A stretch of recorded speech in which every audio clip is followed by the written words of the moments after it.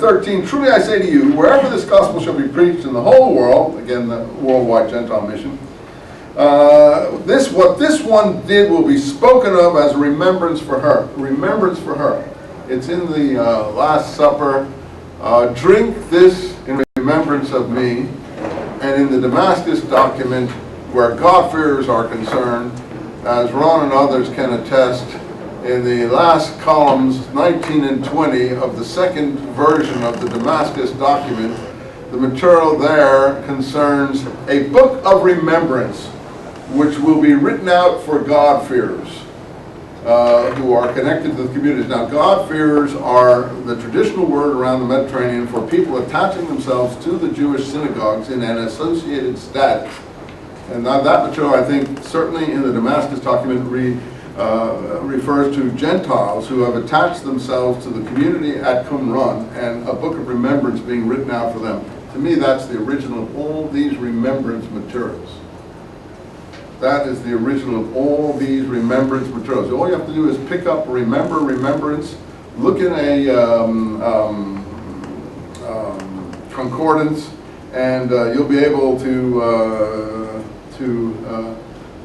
pick out those things. Notice Matthew goes on, line 28, this is my blood of the new covenant which is being poured out for the many to remission of sins, and so on. So he goes right on into the Last Supper material from this woman with the alabaster flask at Bethany, which John, of course, or Luke has put somewhere entirely different.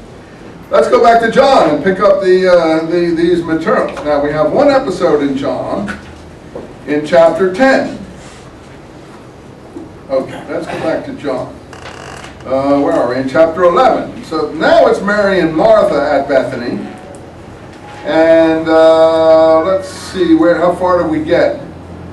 Up to 11:32, when she came and saw, Mary fell down at his feet.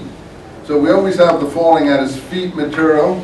And now Lazarus is in the tomb, I think, and we already did this. And he, line 44, having dead, came out hand and foot from his grave clothes. This, of course, the superstitious world of the Greco-Hellenistic Mediterranean. And his face was tied up with grave cloth. Very, very dramatic. And Jesus said to them, untie him, let him go. And many of the Jews who came to Mary and saw what Jesus did believed on him. So again, the Jews believe on him because of the resurrection of Lazarus. Now the others start plotting, 48. If we let him alone this way, all will believe on him, and the Romans will come and take away our place and our nation. Well, you know, that's one thing that is true. That Josephus shows that it was because the Jews were so messianic that the uprisings transpired, that the uprisings were messianic uprisings, both the first and the second. He says at the end of the Jewish war, the thing that most moved the Jews to revolt against Rome was an obscure prophecy that a world ruler would come out of Palestine. They thought this related to one of their own, but they were mistaken. They were mistaken. Actually, you see, Josephus said it referred to Vespasian, the Roman conqueror and destroyer of the temple. Well, that's about as cynical a reversal as you can get. You want to save your skin? That's the way to do it. And Josephus did. He got adopted into the imperial family. He changed his name to Flavius, Flavian family. Got an estate in Rome. Got all his friends freed from the cross. Got a lot of nice women to marry and things like that. Got estates in Crete. Wrote his books and so on. Retired in pleasant retirement to Rome for a while anyway, until Domitian came along in the 90s. And there seemed to have been a falling out at that point because Domitian was mad as a hatter, and almost as bad as Nero. So Domitian was the second brother of Titus, second son of Vespasian, the brother of Titus, and he probably got rid of his other brother, Titus. Oh, by the way, as far as the three women go that I told you about before, Drusilla married Felix. Miriam married into the Alabarch of Alexander's family, and the third sister I'm talking about, and the third sister, Bernicia, was originally married to, God, I can't follow all her twists and turns. You can follow them, but in any case, she was married to someone I think would specifically circumcise himself to marry her. her father had wanted someone to circumcise himself. Josephus tells you all about her. In any case, I think she then divorced that person, married the brother of Agrippa I, who was also called,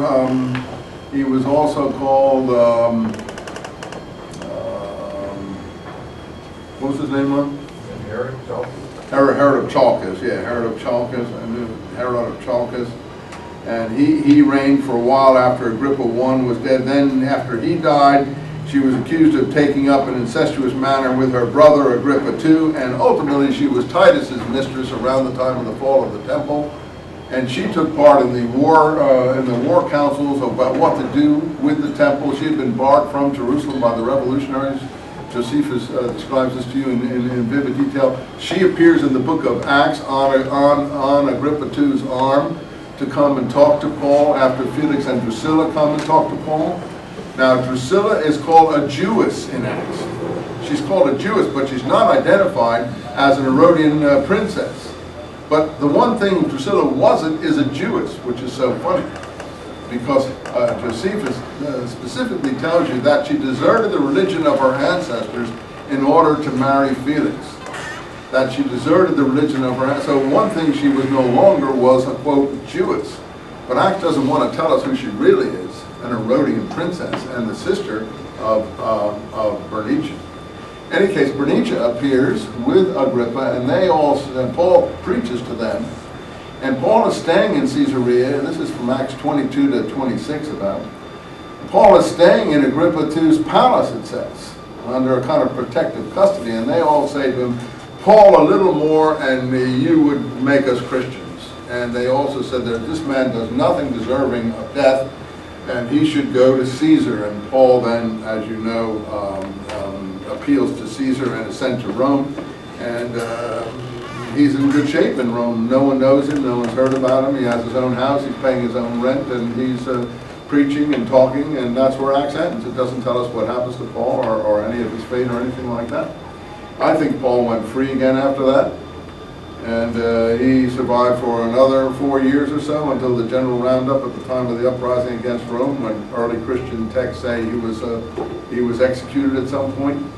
That would be 4 years after that, but the point that is lost in Acts is that this is 62 AD, and the very thing that we know happened in 62 AD, for getting Paul under loose house custody, living in his own house, paying his own rent in Rome, not being hindered by the Romans in any way, shape, or form. The thing that happened in 62 AD is the stoning of James in Jerusalem, and Acts doesn't bother telling us about that. How come Acts ends with Paul under loose house arrest if it's